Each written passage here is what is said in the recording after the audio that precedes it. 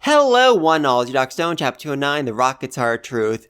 And it looks like we got a glimpse of the endgame of the series here, and that endgame is a suicide mission to the moon. Yeah, Senku's big plan is to build a rocket, fly to the moon, find somehow, some way to kick the white man's butts, and then just kind of stay there and wait for someone else to give them the lift back home.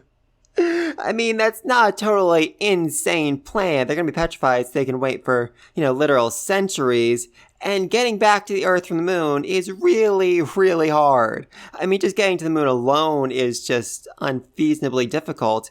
Getting back to Earth after that is just so much worse. I mean, think back to Byakuya and the rest of the, last astronauts.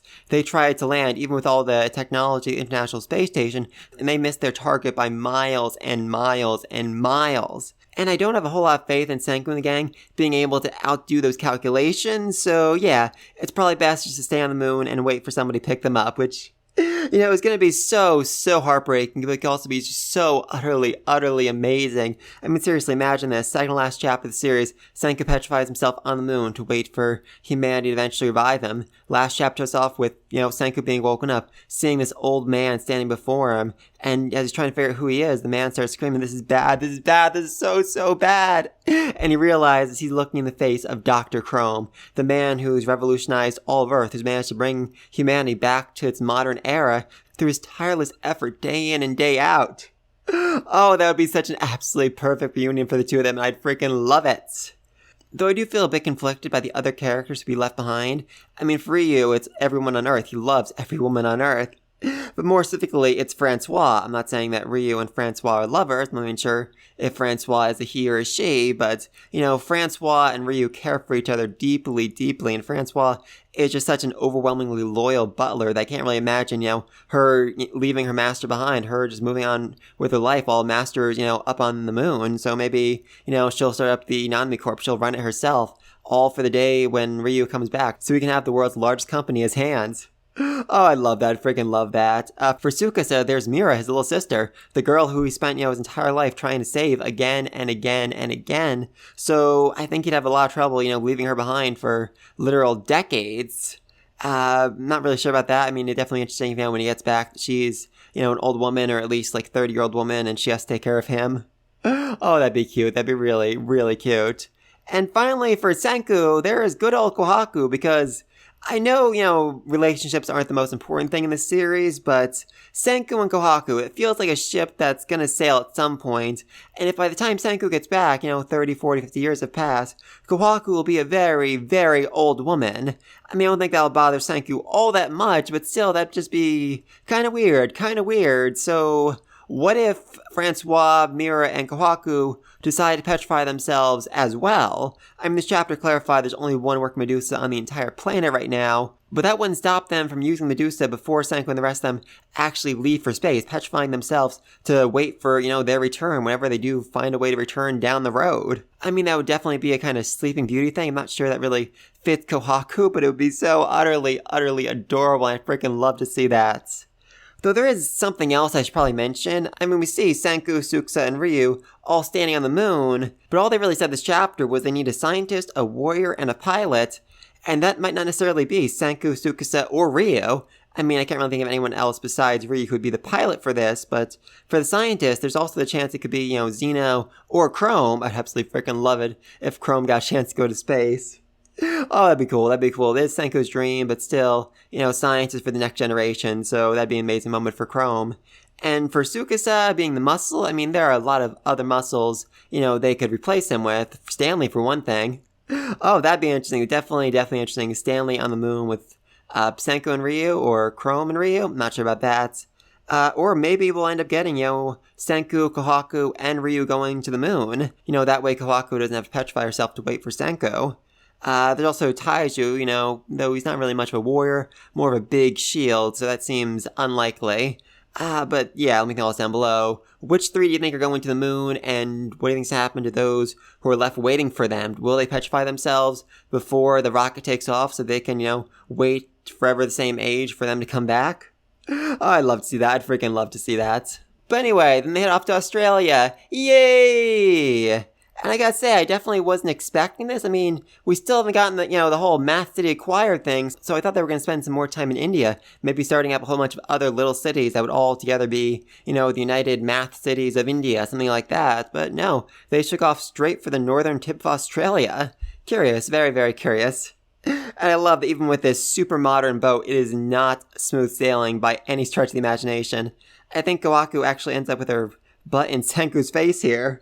Oh, poor Senku. Or maybe lucky Senku, depending on how you look at that. I'm gonna say for Senku, though, from his point of view, probably poor Senku. But anyway, then they land, and Chrome is super excited to have this big aluminum searching expedition journey, a challenge against Chelsea, the world's greatest geographer. And, she's just really, really not into it because, as it turns out, they are completely surrounded on all sides by aluminum, or at the very least by bauxite, which is the source of aluminum. So, yeah, that was easy. That was really, really easy. I mean, I'm not sure how much aluminum they can actually get from this dirt, from purifying it, but I feel like, they're going to have a very, very easy time actually building a rocket here. Oh, also, a very small detail, they actually spend quite a while in Australia this chapter alone, because we see them actually, build up full houses, and there is a stranger in the corner, someone we've never seen before, someone who was, in Australia, who was petrified, and they woke him up, and he's using a drill machine thing, which is interesting, very interesting. And of course, Ryu just really wants to bring it to the next level, and build a bucket wheel excavator, which, oh my god, this thing is massive. Seriously, I actually looked up pictures of this thing online, it is insanely large, and I just love how excited Kosuke is for the chance to actually build one of these things. I mean, of course he does. He's freaking Kosuke the craftsman. Obviously he'd want to build something like this, and, I could actually see them building something like this just on a much, much smaller scale. I think that would make a certain amount of sense, I mean, all this thing really is buckets on a wheel that are digging up dirt, putting it on a conveyor belt, and then processing it on the other side, so I could see Kosuke building a much, much smaller scale version of this. But unfortunately, right now, they need to make do with just manpower, and that's going to be a bit of an issue because they're running really low on food and revival fluid, but thankfully, Senku already saw this coming and called up Corn City to come deliver some supplies. Huzzah!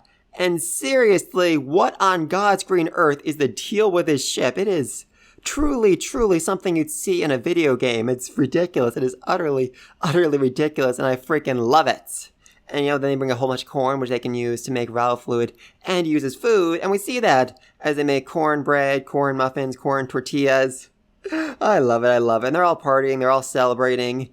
And I do have a question here, because it looks like Yo, or someone like Yo, is dancing naked while covering himself with plates, while Suka is sitting right next to him. That's a little unnerving. That's a lot bit unnerving right there. I mean, I guess she's like 15, 16 years old right now, so she's not a child, but still, that's unnerving. That's really, really unnerving, especially because the next panel he comments about how she's kind of cute, which, no man, seriously, you knew her as a child. Don't be creepy. Don't be creepy here. Of course, Yo can't help just being utterly, utterly awful. As he explains, he already made a bunch of money and got sick of wire wrapping them donuts, so he decided to, basically flee Corn City, but then he tries to defend, like, no, I'm a bodyguard, I'm here to protect Ukyo and everyone else because, they have something really, really valuable on board. And it's Medusa, and it works! Yay! And of course, Kosuke is, really run down about this because, like, wow, Joel must be a better craftsman than me because I couldn't get the Medusa working. But as it turns out, the problem wasn't Kosuke, it was the Medusa itself. Apparently, those 3,000 years spent in the middle of basically the Amazon rainforest kind of did a number on it and broke them, while the Medusa from Treasure Island is still in good shape, still capable of being used again and again and again, so long as you just fix the battery. And I'm not really sure how to feel about this, because there was that whole emotional moment Stanley's on his way where Kosuke kept trying to get Medusa working again and again and again, and no matter what he did, he couldn't get the battery right. Turns out he never had any chance at all of getting it to work, and that's just, really, really sad. Though I am curious about the cleavage planes, the thing that he couldn't get right when he was making the diamond battery that he had to tell Joel how to make. I mean, are they actually saying the cleavage planes aren't necessary for making the diamond battery work, or are they saying that Kosuke was able to actually get the cleavage planes right, but he thought they were wrong because the Medusa kept not working? I'm really, really not sure about that. And now they have Medusa, they have the last piece of the puzzle. They have everything they need to go to space, though they aren't actually planning on coming back, like I said before.